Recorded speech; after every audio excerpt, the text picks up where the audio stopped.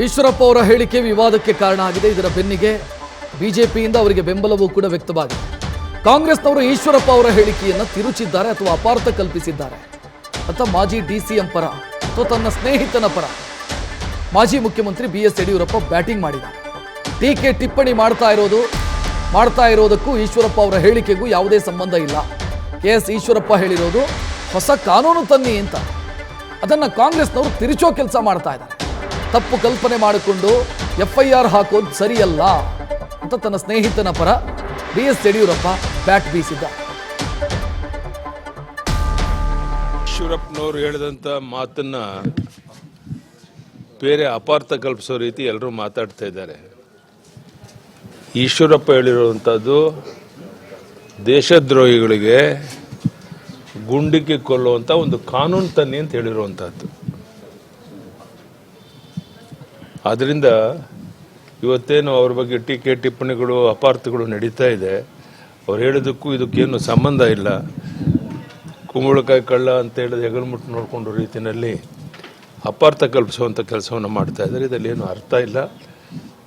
ನಾನಿವತ್ತು ಬಂಟರ ಸಮಾವೇಶ ಇದೆ, ಸಾಯಂಕಾಲದಲ್ಲಿ ಭಾಗವಹಿಸಿ ನಾಳೆ ಒಂದೆರಡು ಕಾರ್ಯಕ್ರಮ ಮುಗಿಸಿ ನಾಡಿದ್ದು ಬೆಂಗಳೂರಿಗೆ ನಾವು ವಾಪಸ್ ಹೋಗ್ತಾ ಇದ್ದೇನೆ. ಈ ಪ್ರಮುಖ ಕಾರ್ಯಕ್ರಮಕ್ಕೋಸ್ಕರ ನಾನು ಇಲ್ಲಿಗೆ ಬಂದಿದ್ದೆ. ಸರ್, ಸಿದ್ದರಾಮಯ್ಯ ಮಾತಾಡಿದ್ದಾರೆ ಕೇಂದ್ರದ ಅನುದಾನ ಸುಳ್ಳು ಅಂತ ಹೇಳ್ಬಿಟ್ಟು ನಾನು ರಾಜೀನಾಮೆ ಕೊಡ್ತೀನಿ. ಕೇಂದ್ರದ ಅನುದಾನ ಸಂಬಂಧಪಟ್ಟ ನನ್ನ ಹೇಳಿಕೆ ನೀವು ಸುಳ್ಳಾದರೆ ನಾನು ರಾಜೀನಾಮೆ ಕೊಡ್ತೀನಿ ಅಂತ ಸಿದ್ದರಾಮಯ್ಯವರು ಹೇಳಿದ್ರು. ಸಿದ್ದರಾಮಯ್ಯನವರು ಏನು ಬೇಕಾದ್ರೂ ಹೇಳಿಕೆ ಕೊಡ್ತಾರೆ, ಮತ್ತು ಅವ್ರು ಹೇಳಿದ್ದೇ ಸರಿ ಅಂತ ಹೇಳುವಂಥ ಸಾಬೀತು ಮಾಡೋ ಪ್ರಯತ್ನ ಮಾಡ್ತಾರೆ.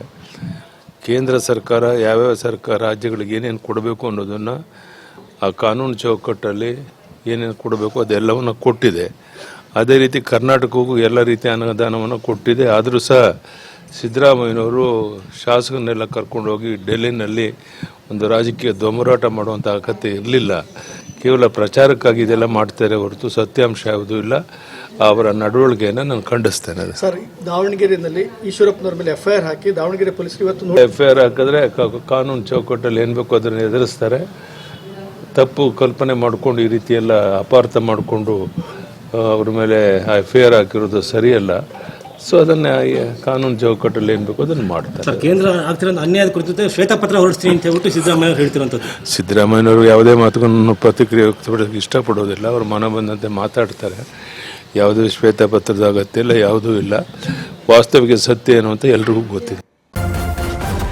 ನ್ಯೂಸ್ ಫಸ್ಟ್ ನಿರ್ಭೀತಿಯಿಂದ ನಿಮ್ಮ ಪರವಾಗಿ.